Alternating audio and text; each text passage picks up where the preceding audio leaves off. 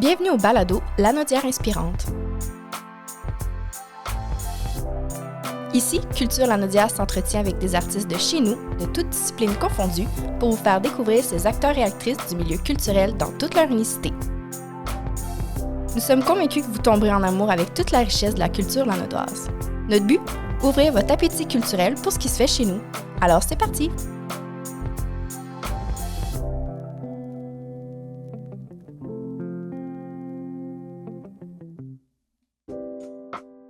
Bonjour à tous et bienvenue dans un nouvel épisode de Lanaudière inspirante. Je m'appelle Béatrice et je suis accompagnée de Maude de l'équipe de Culture Lanaudière. Ensemble, nous sommes très heureuses d'aller à la rencontre d'artistes lanaudois pour cette deuxième saison de cette série de balados. Oui, puis on a eu la chance de débuter avec une invitée exceptionnelle qui nous a fait découvrir un lieu qui est peut-être méconnu, mais qui est pourtant tellement riche en activités culturelles. Ben oui, on a eu la chance d'accueillir Nathalie Roy, la directrice artistique de la Chapelle des Culs-de-Berre. Elle est venue nous parler de la programmation très diversifiée que l'organisme a mise en place pour la saison estivale 2024. Nathalie, elle nous a vraiment donné un bel aperçu de tout ce qui se passe à la chapelle, puis croyez-moi, il y en a pour tous les goûts. C'est un véritable trésor culturel qui mérite d'être exploré. Donc, sans plus attendre, plongeons dans cette conversation inspirante et découvrons ensemble ce joyau caché de Lanaudière. Bonjour, Nathalie Roy, ça va bien? Oui, bonjour, merci de m'accueillir. On est vraiment contente, moi et Béatrice, de vous recevoir ce matin. Vous êtes la directrice artistique de la Chapelle des Culs-de-Berre, qui est située à Berthierville. Oui, exact.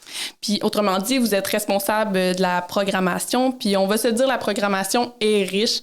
Il se passe plein de choses à la chapelle. Puis, on voulait entrer dans les détails un petit peu de cette programmation. Mais avant, voulez-vous nous parler, pour quelqu'un qui ne connaît pas du tout la Chapelle des Culs-de-Berre, qu'est-ce que c'est?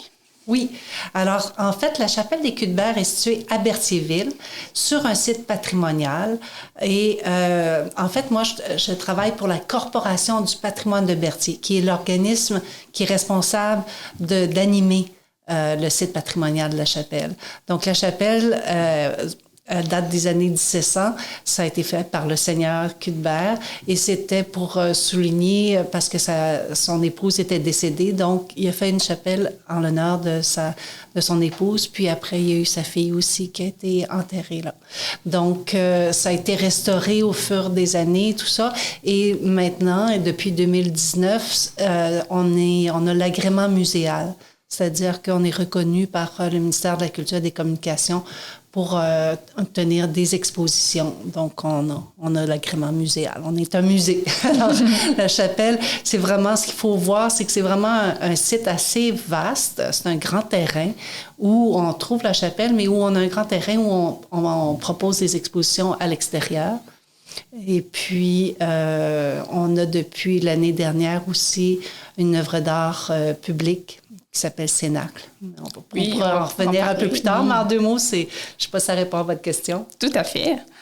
Notre mission, c'est vraiment de lier, de promouvoir le patrimoine de Berthier et de ses îles, et aussi de mettre ça en lien, en relation avec des enjeux au niveau de l'art contemporain ou l'art actuel.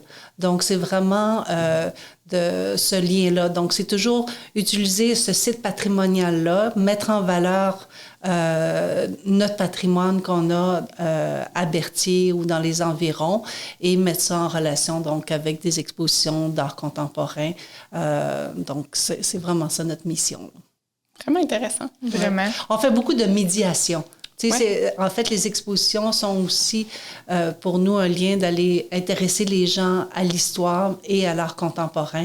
On fait beaucoup d'activités avec les jeunes. Et il faut savoir aussi qu'on est le bureau d'information touristique. Donc, parce que nous, on est ouvert du 1er juin, la chapelle, là, le site est ouvert du 1er juin au 2 septembre cette année. Et on reçoit aussi le bureau d'information touristique. Donc, on a des gens, c'est ouvert tous les jours de la semaine de 10h à 18h. Et donc, on accueille des touristes, des visiteurs, des cyclistes. Alors, c'est tous ces gens-là qu'on veut informer sur le patrimoine de la région et leur permettre de visiter nos expositions qui sont en cours pendant la saison. C'est vraiment intéressant. Moi, ça fait 25 ans que je demeure dans la région de Berthier, puis je savais même pas que la chapelle, c'était le bureau d'information touristique. C'est fou, hein? Je l'apprends à l'instant. Parce que t'es pas une touriste. Fait que là, t'es Oui, pas c'est ça. Oui, mais Ouais. c'est ça, c'est peu connu. Alors, là, on fait un gros effort. On a vraiment une belle programmation cette année. Puis c'est ça, on veut essayer d'augmenter la visibilité, de promouvoir ça parce que c'est trop peu connu, effectivement. Oui, c'est vrai. Puis justement, c'est quoi peut-être la proportion ou le nombre de touristes que vous avez? Parce que Berthierville, c'est quand même très petit, mais ça reste que pour se rendre à Sorel, où il y a beaucoup de pistes touristiques, il y a tellement de choses à voir dans Berthierville, les alentours, les îles. Est-ce qu'il y en a beaucoup des touristes, en fait? D'une année à l'autre, ça tourne autour de 3000 visiteurs. Mais là, cette année, ça va être 5000. Oui. Ben oui, parce que vous avez une belle programmation qui s'en Oui, vient. C'est ça. Alors, tu sais, ça fluctue évidemment avec justement, tu sais, quand il y a eu la COVID ou qu'est-ce qu'on pouvait exposer, des choses comme ça. Là. Mais l'année dernière, c'est ça, c'était autour de 3000 visiteurs qu'on a calculé pendant cette période-là de 3 mois. OK, Mais il y quand a même. un peu de tout acabit, des gens de la région, des gens de l'extérieur, oui. Exact, Okay. oui. Puis c'est vraiment de tous les âges aussi. Et Parce que vous il faut parliez savoir que toutes jeunes, les activités sont gratuites. OK, oui. L'entrée est gratuite, tout est gratuit. Parce que vous parliez des jeunes, vous disiez, est-ce qu'il y a... Mais là, c'est sûr, vous êtes ouvert pendant la période estivale. Fait qu'est-ce que vous recevez des écoles? Des camps de jour. OK, oui, des camps de jour. Oui, des camps de jour. Puis on a eu des projets de médiation culturelle qui a impliqué des jeunes, dont l'installation sonore avec Thibaut Quinchon. Il a travaillé tout l'hiver avec une classe de l'école secondaire de Berthierville. Donc, ils ont fait des ateliers sur l'art sonore. Ils ont participé à une création sonore qui est installée donc sur notre site en ce moment. Les gens peuvent aller écouter le montage, la création qui s'appelle À travers les âges et qui est un projet intergénérationnel. Donc, une partie a été faite par des jeunes de l'école secondaire et l'autre partie par des gens plus âgés. Okay. Parce qu'on voulait justement parler du paysage sonore, comment ça évolue, comment les jeunes le voient, mais qu'est-ce que les gens plus âgés ont connu. Alors, c'est quoi l'évolution de notre paysage sonore, prendre conscience. Alors, c'est une installation sonore, donc les gens peuvent s'asseoir, c'est dans la partie boisée de notre site, et écouter donc le montage que Thibaut Quinchon c'est a comme réalisé. En boucle?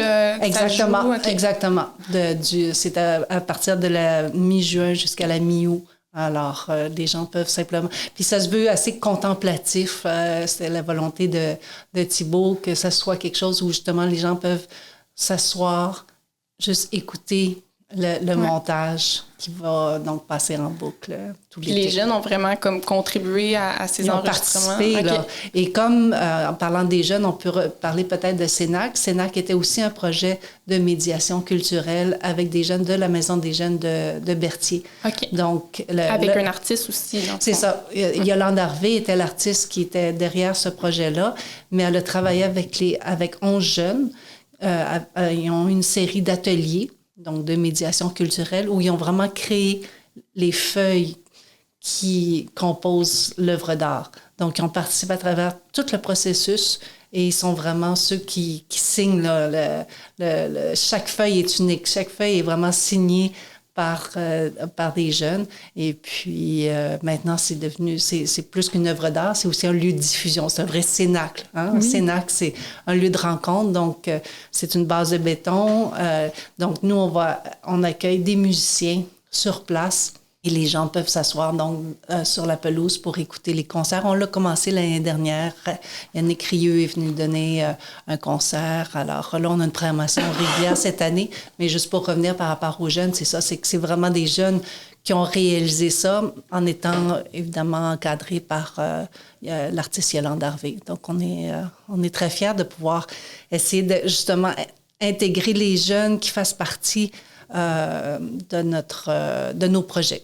Oui, mais c'est vraiment le fun parce que souvent, tu sais, les musées, c'est moins, je dirais, les jeunes, c'est moins la clientèle cible. Fait que là, vraiment les intégrer dans le processus créatif puis de les intégrer dans le projet, tu sais, c'est le fun. Après ça, ils peuvent vraiment voir ce qu'ils ont fait puis comprendre aussi qu'est-ce qu'il y a derrière le métier d'artiste puis Tout ce que puis, ça puis ça se veut un lieu identitaire. C'est une œuvre d'art, mais c'est un lieu aussi identitaire. C'est l'art, tu sais, c'est des feuilles, des grandes feuilles, comme un peu à leur image, tu sais, des feuilles qui se déploient.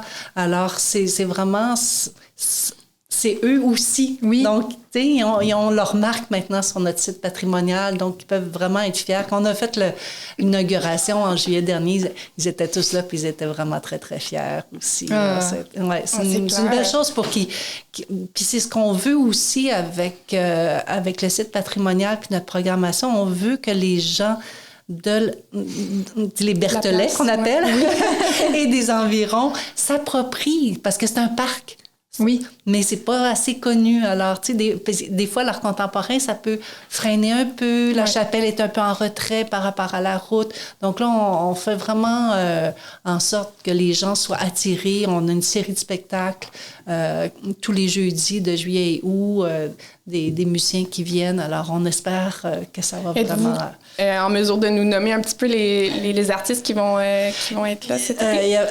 Parmi la programmation, c'est tous des gens de la région. Il y a le groupe Au Renard qui est en folk. Il y a le trio jazz. Il y a l'artiste Bellan, Marc-André Bellan. La chanteuse country, Sylvie Saint-Pierre. On a Pascale Guertin qui vient. Elle vient de Sorel. C'est de la musique d'Argentine.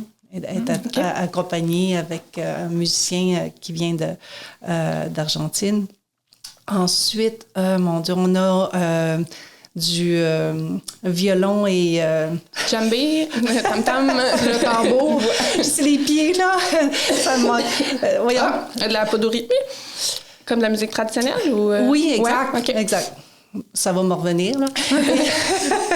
Et puis, c'est ça. Donc, on a tous les genres, jazz, folk. Alors, oui, parce qu'on veut justement que tous les gens aient envie de venir. On veut faire connaître Cénac, puis après ça, on pourra voir si augmenter l'offre encore l'année prochaine. C'est déjà une belle offre.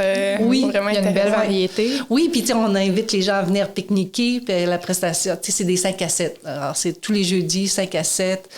Les gens viennent pique-niquer, puis après ça, la prestation est à 18 h. Puis c'est un beau parc là, avec des grands arbres, tout ça. Alors, c'est vraiment très agréable. Oh wow! On a hâte de voir ça cet été. On va aller faire un tour, certainement. Ah, ça fait plaisir, vous me le direz. Puis, c'est important pour vous, j'imagine, dans la mission de l'organisme de travailler en collaboration avec des artistes locaux. Là. Vous en nommez plusieurs. Ouais. Tellement. On est vraiment... on veut faire connaître... En fait, on essaie de faire un mélange des deux. Moi, je vois vraiment mon rôle comme d'amener la culture à Berthier via la chapelle des Cuthbert. Et... au niveau des arts visuels, sculpture, photographie, il y a des choses qui viennent de jeunes comme de gens plus connus déjà. Il y a des gens de la place et il y a des gens de l'extérieur. On veut que ça soit varié pour dire, OK, on a vraiment une belle offre. Évidemment, on représente les gens de la place. Il y a Émile Riopel qui a son installation à l'extérieur avec les capteurs de calme. Alors, il y a une quinzaine de sculptures sur le site que les gens peuvent faire le parcours. Puis, parallèlement à ça, il y a une artiste qui est plus connue, Eliane Escoffier, qui travaille quand même depuis une vingtaine d'années en photographie, qui est bien connue. Puis, on était vraiment très contents qu'elle accepte d'exposer. En fait, elle a participé à l'appel de projet et puis elle a été sélectionnée. Là. On procède vraiment par appel de projet, mais on était très contents. Alors, c'est une exposition de photographie qui est à l'extérieur, qui est présentée sur des stèles. C'était quelque chose qui avait été présenté déjà en Gaspésie en 2022. Donc, c'était prêt. Donc, elle se promène, cette expo-là. Exactement. Donc, on était vraiment très contents de pouvoir l'accueillir. Donc, c'est le fun de pouvoir juxtaposer justement des jeunes avec des gens plus connus. Des gens plus de la relève. Puis d'attirer un maximum de public. C'est un peu ça l'idée. Là. On veut emmener la culture, puis on veut que les gens disent « Ah, wow, OK, il se passe vraiment quelque chose ici. Oui, la réception du public est bonne en général, les gens qui passent par là. Oui. Ouais. Puis les artistes sont très excités aussi quand ils sont pendant le printemps, ils venaient voir le site, puis ils pensaient « OK, comment je vais faire ça? » Comme Émile, justement, Riopel, qui vient de Repentigny, était très excité, découvrait aussi le site. Alors, le lieu est inspirant en soi. Absolument. Ouais. Oui, c'est ça. Puis tantôt, je parlais de patrimoine, puis il y a la question aussi du sacré. Puis l'art contemporain, il y a vraiment un dialogue dans nos expositions qu'on présente cet été. Il y a vraiment un dialogue entre le sacré et le patrimoine et l'art contemporain. Donc, il y a vraiment un beau dialogue. Les artistes s'inspirent du lieu pour le choix des œuvres. Tu sais, les propositions qu'ils ont faites allaient en fonction du lieu. Donc, c'est ça, il y a un dialogue vraiment comme Khosrow Berarmandi. Au mois d'août, lui, c'est le Temple des comètes. Et c'est des œuvres d'origine iranienne. Et pour lui, le sacré est très important. Puis il est venu voir la chapelle, puis il dit « Ah oui, OK, je pense que je vais présenter telle peinture. » Donc, c'est vraiment inspiré. Comme au mois de juillet, c'est Patricia Walton qui fait des robes de verre. Et c'est tellement beau. C'est suspendu devant les fenêtres de la chapelle. Donc, ça fait un peu le feeling du vitrail. Oui, OK, c'est ça. Wow. Puis elle aussi, elle a dit, moi, elle s'inspirait de l'histoire de la chapelle, de l'épouse du seigneur Cuthbert, Catherine. Alors, c'est vraiment en lien. Wow. Fait que là, dans le fond, si je comprends bien, dans l'été, il va y avoir plusieurs expositions différentes. Là. Ça va changer. En fait, à l'extérieur, ça reste la même chose. Okay. Eliane Escoffier et Émile Riopel, c'est 2 installations extérieures qui sont là pour les 3 mois. Il était du 1er juin au 2 septembre. Okay. Thibaut Quinchon, lui, c'est de la mi-juin à la mi-août. Et à l'intérieur, c'est une exposition par mois. Donc, okay. Au mois de juin, c'est Olivier Moisan-Dufour. Au mois de juillet, Patricia Walton. Puis au mois d'août, c'est Khosrow. Alors, chacun a un mois d'exposition à l'intérieur de la chapelle. Donc, si on revient, on peut avoir des choses différentes. Absolument. Puis on a un beau programme. Étant donné qu'on avait quand même beaucoup d'expositions à proposer, on a produit une brochure qui couvre tout l'été. Donc, effectivement, les gens vont pouvoir se documenter. On en a profité pour donner de la documentation sur le projet Cénacle, que les gens comprennent que là, oui, on a une proposition de spectacle, mais c'est d'abord une œuvre d'art. Mm-hmm. Puis on a voulu que les gens soient informés de ça aussi. Puis, si je ne me trompe pas, vous disiez, là, dans le fond, que le lieu inspirait les artistes, mais la chapelle est aussi un lieu de résidence. Vous accueillez des fois des artistes? Exact, oui. Merci de poser la question. Parce qu'on est tellement dans les projets d'exposition, tout ça. Oui, il y a deux projets de résidence. Une avec Yves Gagnon, qui est rattaché au Jardin du Grand Portage, si vous connaissez. Donc, lui va venir au mois de juillet faire une résidence pour composer de la musique. Et le vendredi, il va faire un spectacle. Donc, ça, c'est dans la semaine du 20 juillet. Et au mois d'août, les dates restent à confirmer là, au moment où on se parle, mais probablement à la mi-août, c'est une résidence en danse. On le fait en fait à chaque année avec Pôle Danse. Alors, ils vont venir travailler, les artistes, utilisent le site là, pour vraiment travailler. Puis à la fin, il y a évidemment une prestation qui va être donnée. Puis ils invitent toujours le public à participer aussi. Alors, c'est une belle collaboration qu'on a à chacun. Un petit lien avec un autre épisode de nos balados où on reçoit Marie-Michel Darvaux. Bon, ben c'est avec elle, c'est ça, on aime vraiment ça. Puis c'est ça, on était très contents de savoir qu'on avait les moyens. Là. Le financement je ne cacherai pas qu'on est toujours en attente. On a fait des demandes, mais on l'a eu, donc on est capable de réaliser ce projet-là qu'on répète en fait à chaque année. Donc, tu sais, on couvre à ce moment-là plusieurs, tu sais, c'est musique, art visuel, danse. Oui, c'est impressionnant de voir la variété que vous proposez, vraiment. Exact. Oui. C'est quoi Là, il y a plein de choses qui s'en viennent cet été. L'organisme, j'imagine qu'il y a une vision moyen-long terme. Qu'est-ce qui s'en vient? C'est quoi les aspirations? C'est d'offrir encore, de continuer à offrir autant de variétés? Absolument. Là, on va faire... On a fait... on vient de créer 2 fonds d'archives. On a reçu des dons. Donc, 2024-2025, on va travailler au niveau des fonds d'archives pour ouvrir un centre de documentation et avoir des expositions en 2025 au niveau du patrimoine de Berthier. OK. Parce que là, il faut vraiment mettre ça... on va ouvrir le centre de documentation et puis on va monter une exposition en lien avec ça.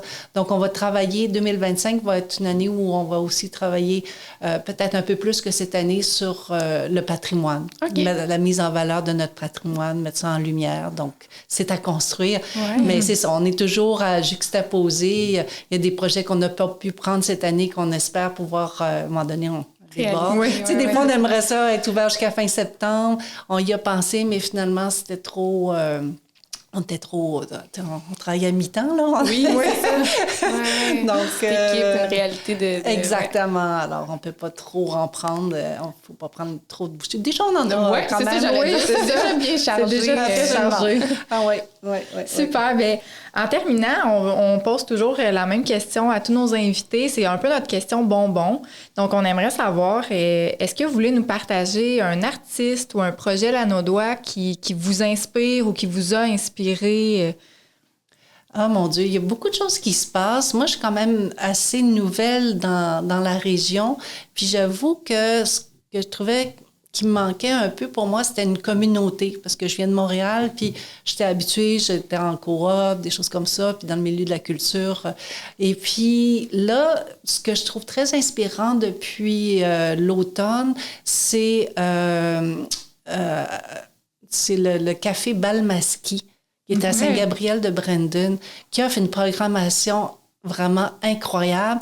Et à chaque fois que je vais là, je réalise les gens qui sont là, c'est exactement ça que je cherche. C'est un petit peu loin de chez nous, je ne les vois pas à chaque semaine, mais il y a une énergie incroyable qui se passe là. Puis c'est autant au niveau du jazz, de la poésie. Il y avait un événement récemment où je suis allée avec Thibaut Quinchon, justement sur l'écologie sonore, puis présenter le...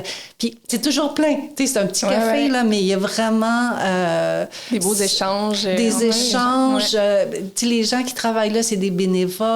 Il y a une coop, en fait. C'est vraiment un esprit de communauté. Donc, si les gens sont à la recherche, justement, que ce soit de culture, mais de toutes sortes d'activités, de musique, c'est très riche au niveau communautaire. Et ça, c'est quelque chose que je trouvais qui manquait un peu dans la région, que moi, je retrouve. Peut-être qu'il est ailleurs, là, puis que je suis pas au courant, mais de mon côté, de Berthier et Saint-Cuthbert, tout ça, là, j'avoue qu'on aimerait même avoir ça à Berthier. Oui, on n'a pas l'équivalent à Berthier. Alors, bravo au Café Balmaski. Il y a une énergie, un dynamisme incroyable. Ouais. Mais je suis sûre que ça va avoir donné le goût à des gens d'aller les visiter. Tantôt, je parlais de Yves Gagnon. Yves Gagnon est très impliqué là-dedans aussi.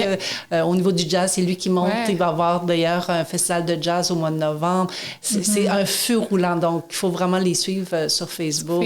Oui, absolument. Un gros merci, Nathalie. C'est ce qui conclut notre échange. C'était vraiment intéressant. Puis on invite les gens à aller vous visiter tout au long de l'été jusqu'à nous suivre sur Facebook aussi ou sur notre site web. On a le détail de la programmation. Génial. Merci beaucoup. Merci à vous.